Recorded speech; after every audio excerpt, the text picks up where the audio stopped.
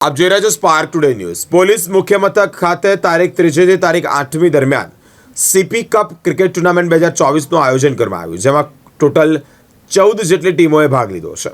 સમસ્ત CP cup cricket ટુર્નામેન્ટમાં police મુખ્ય મથકના ક્રિકેટ ગ્રાઉન્ડ ખાતે reserve police inspector Shri MM રાઠોડની વિશેષ ઉપસ્થિતિમાં આ મેચો રમાડવામાં આવી છે। જુદા જુદા વિભાગના એસીપી એસએચઓસ અને સીપી કપ ક્રિકેટ ટુર્નામેન્ટમાં ભાગ લઈ રહેલા તમામ પ્લેયર્સ આજે આપણે પોલીસ વિભાગમાં સ્પોર્ટિંગ એક્ટિવિટીને પ્રમોટ કરવાના ઈરાદાથી કેટલાક પ્રકારના સ્પોર્ટિંગ ઇવેન્ટ્સ રાજ્ય સ્તરે અને રાષ્ટ્રીય સ્તરે પણ આયોજન કરવામાં આવી રહ્યું છે। તમે જાણો છો કે ડીજી કપ ટુર્નામેન્ટમાં કેટલાક પ્રકારના games including football, tennis, badminton, kabaddi, cricket બધું ચાલતું હોય છે।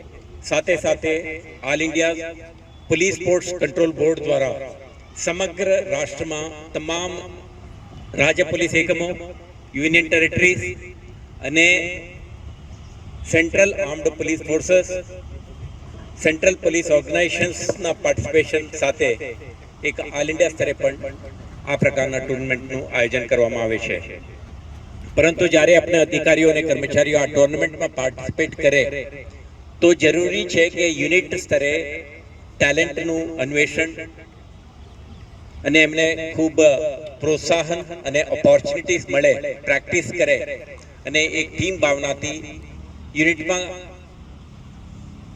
જે કંઈ ટુર્નામેન્ટ સ્પોર્ટિંગ એક્ટિવિટીમાં ટેલેન્ટ છે એમને શોધવામાં આવે, એમને તક મળે, આ પ્રકારના એક એક્ટિવિટીઝ કરવાની જરૂર જણાવતો હતો। આના ભાગરૂપે જ આજે આપણે આ સીપી કપ ક્રિકેટ ટુર્નામેન્ટનું આયોજન કરીશું।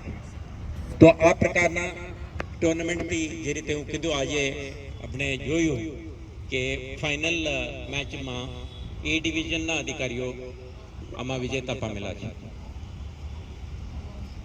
તો આમાં પાર્ટિસિપેટ કરેલા તમામ ટીમ્સમાં I am sure there are some very talented players.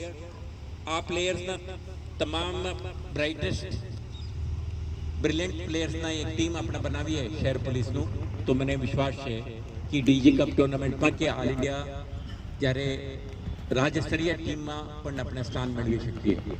પરંતુ આ પ્રકારના ટુર્નામેન્ટ યોજીએ જ નહીં તો ટેલેન્ટ સર્ચ પણ ના થાય અને સાથે સાથે એમને ઓપોર્ચ્યુનિટી મળે જ નહીં અને રાજ્ય સ્તરે રાષ્ટ્રીય સ્તરે આપણે પાર્ટિસિપેટ કરવાની કોઈ પણ પ્રકારની તક ના મળે।